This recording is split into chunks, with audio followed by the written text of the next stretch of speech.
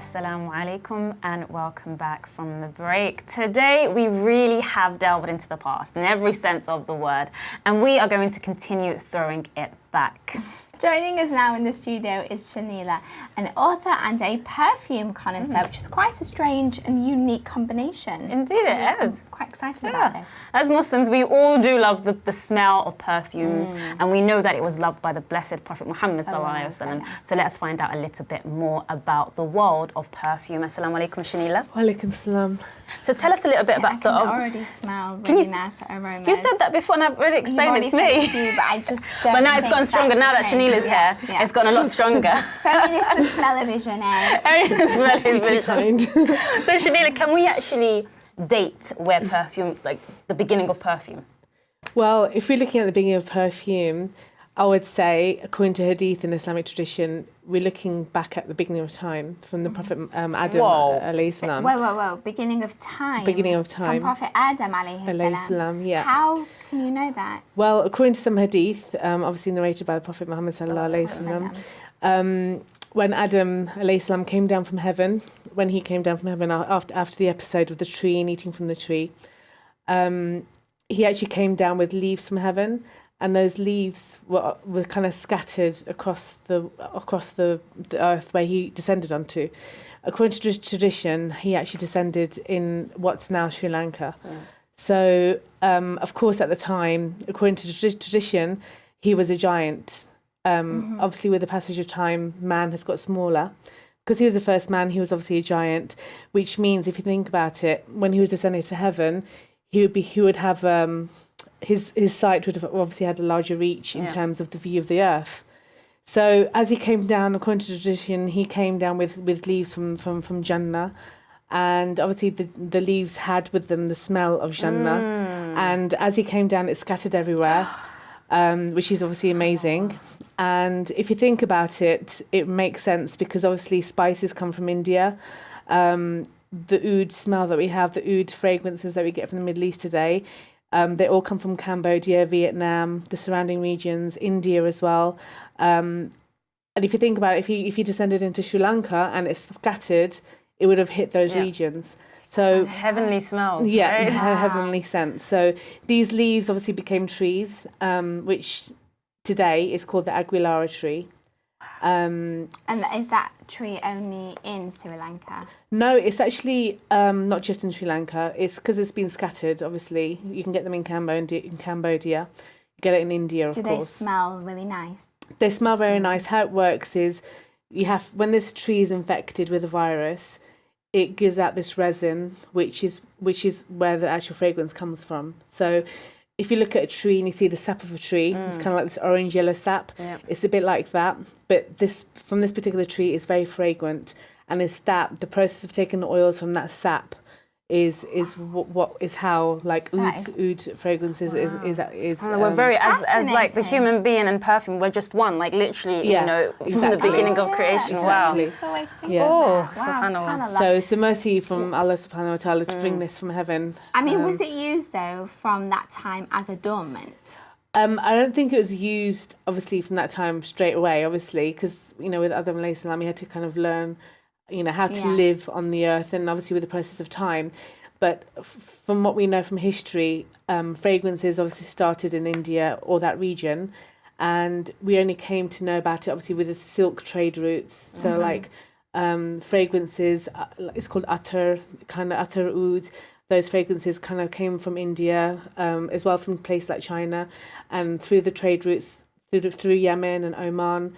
Yemen and Oman were the very big trading hubs, and Queen of Sheba, she was actually very famous for trading frankincense, as well as these kind of commodities. So through her and through her trade, her kingdom depended on it, or queendom, shall I say, depended on the trade of frankincense. So it all kind of came from India through to Oman and Yemen, and then up to the Levant, up to Jerusalem. This rich history, is this one of the reasons why when we look at the hadith of the Prophet Muhammad sallallahu alaihi wasallam, you know, he mentions how one of the 3 things that he loves of this dunya is perfume. Yes. You know, and that's huge. You know, the fact that the Prophet Muhammad sallallahu alaihi wasallam loves perfume. Obviously, there must be wisdom behind that. Of course, yeah, definitely.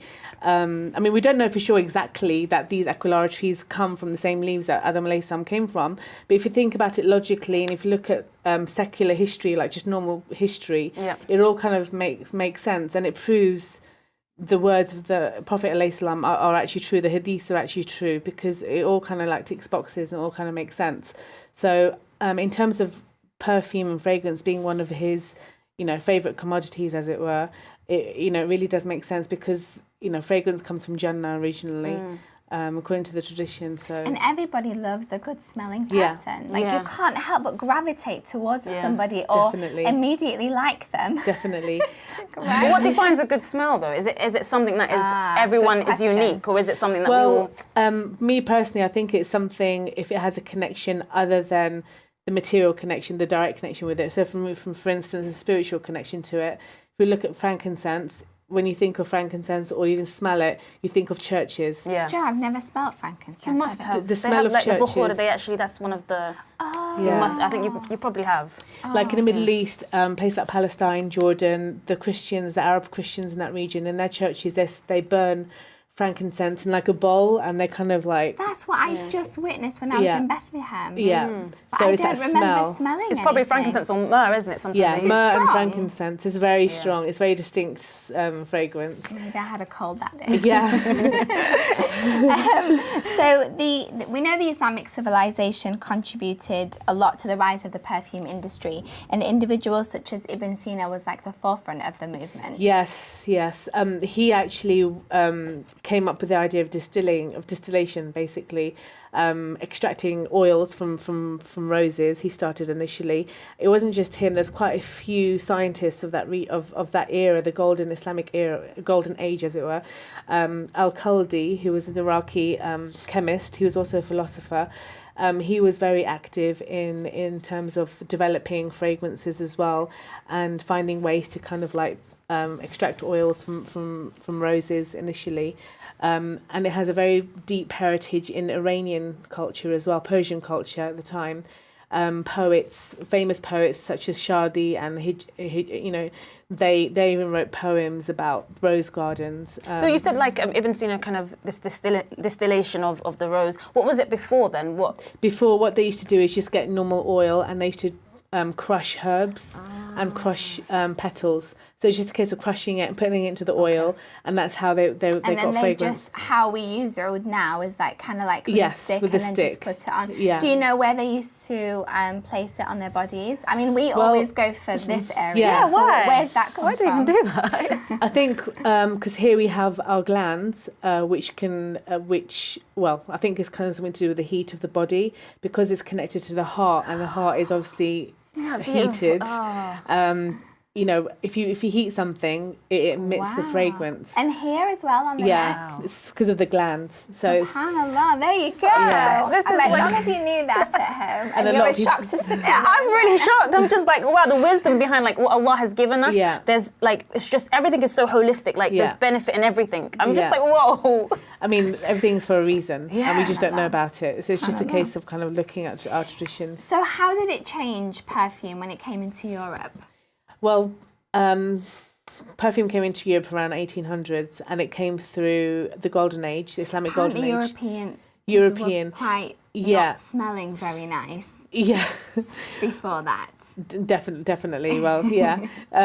But basically, with Andalus in Spain, the Arabs, the Moors, have brought with them obviously the attar, the fragrance, the oil, the perfume oils with them to Spain.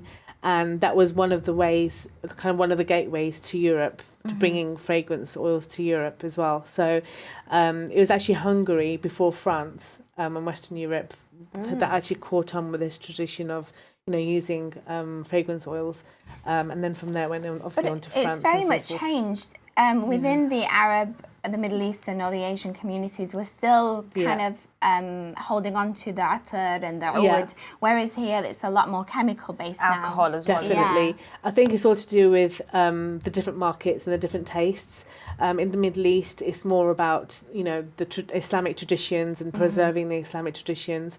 And oud, the scent of oud is very kind of mysterious and very different and very kind of like, it's an acquired scent. Not everyone likes it initially, but then you have to acquire the scent. Whereas in Europe, it's all about a bit more commercialized and finding ways to kind of like kind of mass produce the perfume. So that's when the alcohol was introduced to make sprays out of them, because perfume were originally just oil based, and the fact that it's a spray now is quite a recent thing. So that happened in Europe, that transition from oil based to sprays.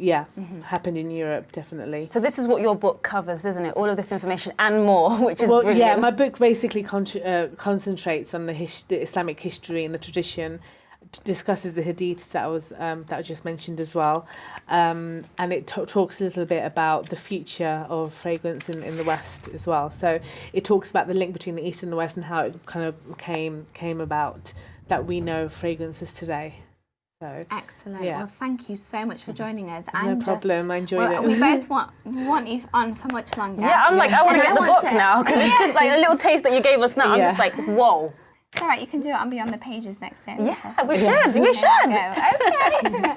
So, ladies, if you want any more information about this book, all you have to do is go onto our social media. Just search for British Muslim TV on Facebook, and you'll find all the information on there. Thank you once again. No worries, We're going to go for a quick break, and we will see you after that. Assalamu alaikum wa rahmatullahi wa barakatuh.